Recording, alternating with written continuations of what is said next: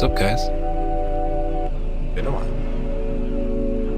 And I've been streaming a lot. I apologize. Life has just taken over, and I said in my last video, I'm kind of getting used to things. Used to the new job and schedule and things. That doesn't mean I've stopped playing games. I am working on a couple long ones right now. We've got Infinite Wealth in the works, a Baldur's Gate 3 review, my thoughts, and the Star Ocean second story R. In the meantime, we happened to come across this little indie title called Rental, and so far, I'm enjoying it a lot. Now, I can't necessarily give it too much scrutiny like I usually do with a lot of other titles, but I did want to put a little bit of I guess a PSA out for this, because I think there's a lot of potential here, and I want a lot of people, or as many people as possible, to go check this out and give it some support, because it's free to play, and I want to see a full, realization from the developer from something like this, or maybe not, this exact property, but maybe if they wanted to, do a bigger game, because what we have here is potentially Silent Hill with Animal Crossing, and the two together sounds like a match made in heaven, in my opinion. So it's a free-to-play game, like I've said. It's called Rental. You can find it on Steam. Super quick and easy download. It's only a few weeks old, so I don't know how many people have really gotten around to giving this a shot yet, but I wholeheartedly recommend you go to Steam as soon as possible and give it a quick download. This entire game takes, maybe, if you're slow and thorough about it, we'll say 15 to 20 minutes, because really all it comes down to is you're exploring through a house, finding some items, potentially to do something, and that's it. You do the something, and I don't necessarily want to say what it is, just because it is literally the only thing that this game has, and I don't want to, just kill it outright. So that being said, this game has a lot of charm, and I do want to show you just a little bit of the gameplay as well. But like I mentioned, this has Silent Hill and Animal Crossing vibes, and that is incredible to me. I really like the art style. It's very nostalgic to me. It reminds me of old PS1 titles, N64 games, stuff like that. And just being able to have these like locked frame or camera frames. I'll walk out of the frame real quick and show you the other one. It reminds me again of the old school PS1 titles. And kind of like the camera's just following me around. I'm not doing any of this. Just literally like just the interact button and walking. That's it. Oh no, open up. I'm inside. It won't open. Oh no. I gotta go complain to the landlord about this. Basically, if it's your first time, you'll probably fumble around and check a bunch of stuff. But you basically come in and you talk to this guy, and he tells you, hey, go get these things, and you go around the house and you get those things. The interactions are all very one-dimensional. You just walk up to something, you press enter. That's it. Overall, it's not like some crazy AAA, high-octane gaming experience, but I think for the more niche gamer, the person that likes, more of an atmospheric experience, some that involves a little bit more exploration, something that feels a little bit more lovingly made, I think this is definitely going to be up your alley. Because even though the game is 15-20 minutes long, with the exception of the last portion, I'll say, I actually feel like this game was made with a lot of passion.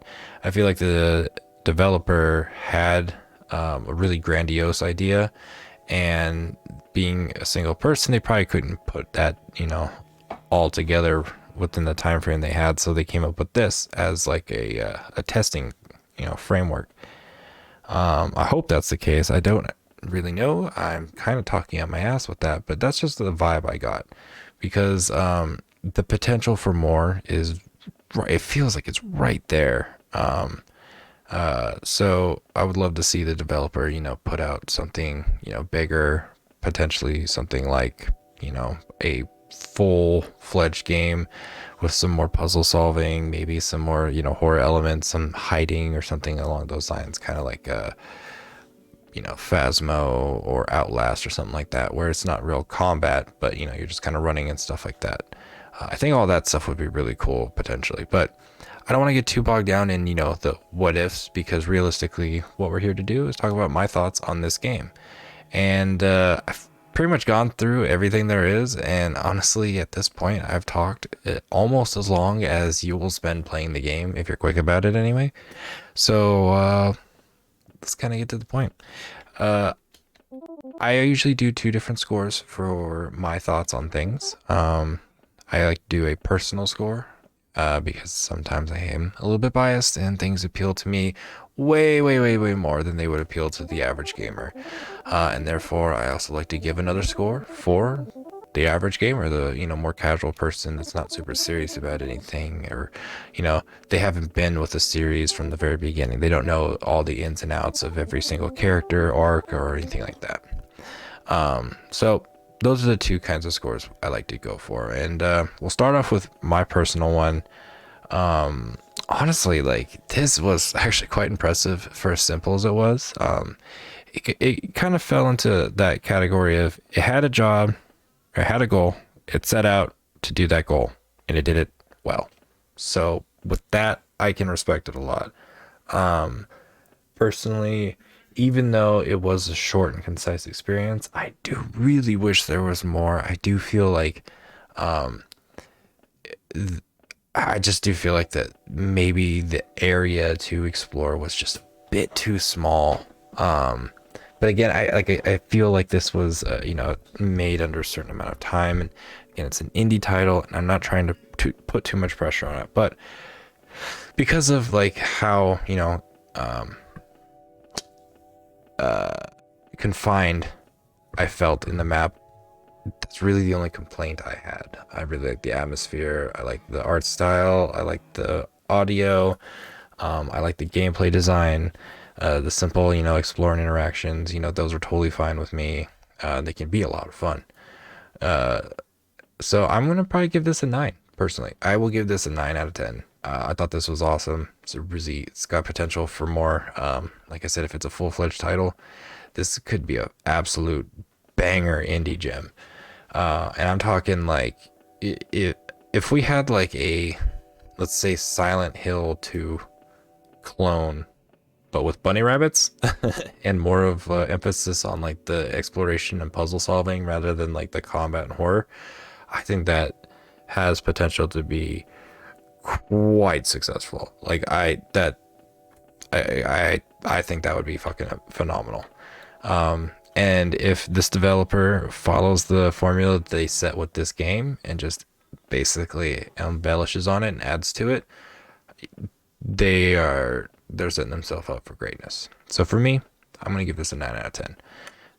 And I do want to make sure that it's clear I'm basing that 9 out of 10 off of what is here, what I've played, not off of what I'm expecting and what I'm hoping for. If I was going that way, it'd be fucking 10 out of 10 all day. But again, I do feel like it was a bit of a too confined of an experience. And I was a bit bummed about that.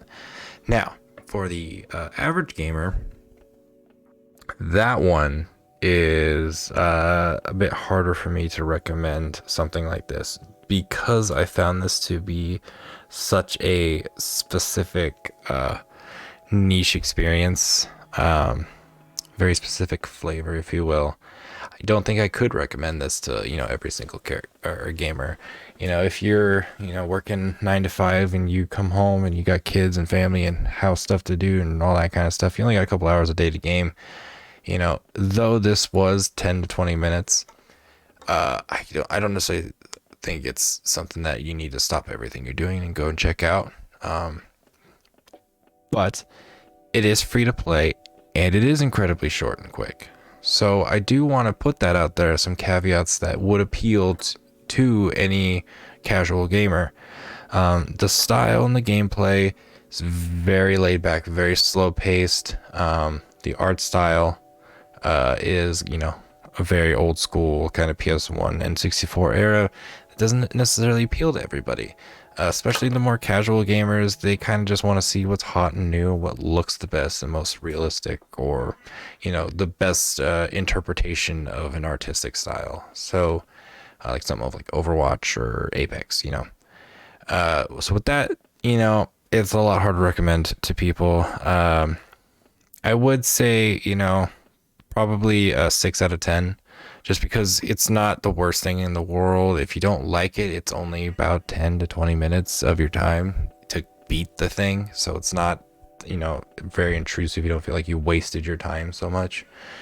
But I also do feel like because of its specific experience, and the shortness of it, and, you know, the overall quality, I don't think that it's necessarily the most recommendable thing in the world. I will recommend you go play it, support the indie developers, give it a shot, give it a download, tell them what you think, give it a review on the Steam page, because I personally think that the developer has huge, almost limitless potential going down this avenue. Like I said, the art style, the gameplay, the art direction, the game direction, essentially the whole like atmosphere that they got in this. I feel like if they applied that to an actual narrative, we have potential for like an indie horror classic in, you know, modern times, which is pretty fucking cool. But I digress. For me, 9 out of 10. Awesome experience. Highly recommend it. It's really, really a lot of fun, and it was quite unique. It was nice, quick, kind of video game comfort food. I was able to get in, experience all I had, get out. It was great. For a more casual gamer, you're like a 6 out of 10. It was cool. It definitely had some stuff to offer. It's a nice, you know, stepping stone if you want to try more niche things. And really, for the casual gamer, I just recommend it to, you know, support the developer and, you know, see if you like these kind of things. If you're not used to playing this kind of stuff, this is a great experience and a great way to try it out, because again, it's so short. You don't have to invest a lot of time in it. And yeah, so those are my thoughts. And again, thank you for hanging out. If you liked the video, if you loved hearing me ramble for almost, you know, twice as long as it'll take you to play the game, leave me a like, subscribe, check out my other videos. I've got an entire playlist of my thoughts on a bunch of other games where I ramble for probably way longer about way bigger games. And yeah, I've got a lot of other things in the pipeline. So I've got Baldur's Gate, Like a Dragon Infinite Wealth, Star Ocean 2 Second Story R, Warhammer Sanctus Reach. We got a lot of games that I'm just gonna sit here and ramble into a microphone for a long period of time. Appreciate you guys that come through, everybody that's checked out my videos, likes them, leaves me comments. This is something that I do just purely as a, you know, passion project. It's not like a main source of income or anything like that. So it really does mean the world to me when you guys come in and show support, because it just shows that what I love doing makes you guys happy and you guys are interested in it, and that in turn makes me happy and feel even more accomplished. So that's it for me. Like I said, like, subscribe, leave me a comment, tell me all the cool things you think about this. If you got any plans on playing the game, if you got any horror games or indie games in general that you would recommend, please comment down below. Tell me all the things. I want to check them out. And yeah, that's it for me on this one, you guys. And out.